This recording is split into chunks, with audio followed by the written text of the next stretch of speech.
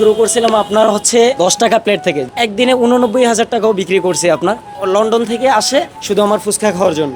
10 টাকায় একটা আইটেমই ছিল, আর এখন হচ্ছে আপনার আইটেম আছে 100-র কাছাকাছি। পানিপুরি ফুচকা, দই phuchka, chocolate phuchka, raj kachori, chocolate raj kachori, special churmur, special দই চিরা।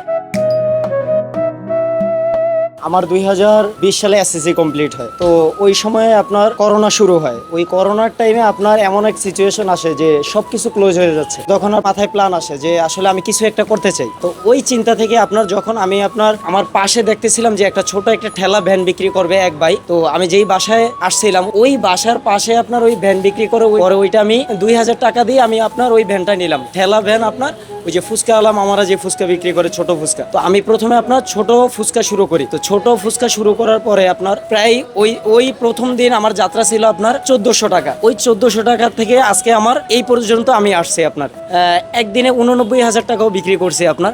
এটা ছিল আমার সর্বোচ্চ রেকর্ড আমার জীবনের, ছোট জীবন থেকে শুরু। তো ওইটাই ছিল আমার সবচেয়ে বেস্ট সেলার। আমাদের যারা আছি বন্ধু বান্ধব সার্কেল, মুরব্বী সার্কেল যারাই আছি, আমরা এখানেই আসি, আসলে এখানে এসেই খাওয়া দাওয়া করি। প্রায় আপনার 2 বছর পর একটা ফুডকার্ট বানাইলাম, একটু বড় দেখা, সুন্দর দেখা। পরে আপনার ওইটা থেকে আবার শুরু করতে করতে আপনার পরে একটা ছোট দোকানে ছিলাম আপনার। আমি এখন যেই দোকানটায় দাঁড়ায় আছি আপনার, এই দোকানটা ছিল আপনার 2 শাটারের ছোট একটা দোকান। এখন হচ্ছে আমার যতটুকু আপনার যেই জায়গাটুকু নিয়ে আমি কিচেন করছি, ওই কিচেনটুকুই ছিল আমার দোকান। আর এখন হচ্ছে আলহামদুলিল্লাহ আপনার ধরেন আপনার একসাথে 40 জন মানুষ বসতে পারে। বাইরে আর একটা ফুডকার্ট আছে আপনার। তো আমি যেই জায়গাতে শুরু করছিলাম 12 নম্বর ডি ব্লক ঈদগাহ মাঠ, তো ওইখানে এখন আর একটা ছোট কার্ট আছে। ওরা যখন হচ্ছে ফুটপাতে ঈদগাহ মাঠে হচ্ছে ফুচকা বিক্রি করতো, তখন থেকে আমি ওর দোকানে আসি। আমি শুরু করছিলাম আপনার একজন লোক ছিল আপনার, শুধু আমি আর আমার বাবা আমাকে সাপোর্ট দিত। কিন্তু এখন হচ্ছে আমার দোকানে 6 জন লোক আছে আপনার। ইভেন আমার ফ্যামিলি থেকে আমার আব্বু সাপোর্ট দেয়, যে আমার লক্ষ্য ছিল যে কিছু একটা করার। এখন আলহামদুলিল্লাহ সবাইকে নিয়ে চলতেছি, ইভেন আমিও চলতেছি। আমার দোকানে যে 8 জন লোক আছে ওরাও আমার মাধ্যমে চলতেছে। যে আমার মাঝখানে আমার মন ভেঙে গেছিল যে আমি কি পারবো। এর মাধ্যমে আমার আম্মু মাঝখানে আমাকে সবচেয়ে বড় সাপোর্ট দিছে যে তুই চেষ্টা চালিয়ে যা, তুই পারবি। তো আমার আম্মুর কথাটাই আমি ধরে রাখছি যে আসলে আমি পারবো। আপনার যারা বাদাম বিক্রি করে তারাও কিন্তু একজন বিজনেসম্যান। ছোট একটা কার্ড দিয়ে আমি শুরু করছিলাম, তো আমি এই পর্যন্ত আসতে পারছি, এটাও তো আমার চেষ্টা থেকেই হয়েছে। তখন আপনার দোকানের নাম ছিল যে আবিদ ভাইয়ের বাংলাদেশি পানিপুরি। শুধু মিরপুর না ভাই, তার পুরান ঢাকা শাকারি বাজার থেকেও মানুষ আসে। আপনার কিছুক্ষণ আগেও একটা ভাই আপনার রিভিউ দিল যে ওনারা লন্ডন থেকে আসে শুধু আমার ফুচকা খাওয়ার জন্য। তার খাবারের মান ভালো, তার আচরণ ভালো। খালি তাই না, আমার বোনরা জার্মানি থাকে, তারাও হচ্ছে জার্মানি থেকে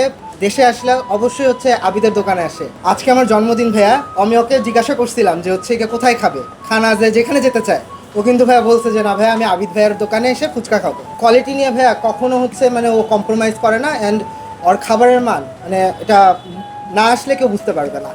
আর এর থেকে ভাই আর কি কত দূর পর্যন্ত আর যাওয়া যায় বলেন। রিভিউ আলহামদুলিল্লাহ ভাই, অবশ্যই ভালো লাগছে। আপনার দোকানের নাম হচ্ছে আবিদস পানিপুরি। এটা হচ্ছে মিরপুর ডিউচে স্বাগতা রোড। আর আবিদস পানিপুরি মানেই দই ফুচকা, আবিদস পানিপুরি মানেই লাচ্ছি, আবিদস পানিপুরি মানেই মোমো। আমার দোকানে আপনার রেগুলার 200 প্লেট সর্বনিম্ন দই ফুচকা লাগে। এরপরে হচ্ছে আপনার আমি যদি জুসেরটা বলতে যাই, জুসেরটা আপনার আমার এভরিডে আমি যদি 100 যদি অন্য সব মিলে অন্য জুস বিক্রি করি, আমার 100 লাগে সর্বনিম্ন লাচ্ছি। এরপরে হচ্ছে আমার মোমোর কথা বলতে চাই। আমার মোমোটা হচ্ছে বেশি না, 1 বছর ধরে শুরু করছি আপনার, কিন্তু আমার রেগুলার 500 পিস মোমো লাগে। এটা হচ্ছে আপনার মাস্ট, আমার রেগুলার কাস্টমার। আদার্স কাস্টমার আসলে পরে আপনার মনে করেন যে আপনার এই 8 জনের মাধ্যমে আরো 8টা ফ্যামিলি চলে আপনার। তো এটাই হচ্ছে সবচেয়ে বড় প্রাপ্তি। তো আরো জীবনে বড় অনেক লক্ষ্য আছে, আমি আমার চেষ্টা চালিয়ে যাব, কিন্তু বাকিটা আল্লাহর উপর নির্ভর যে আমি কতটুকু যাইতে পারি, কতটুকু চলতে পারি। যে যতটুকু সম্ভব আমার চেষ্টা আমি চালিয়ে যাব, যে আমার লক্ষ্য কিছু একটা করার।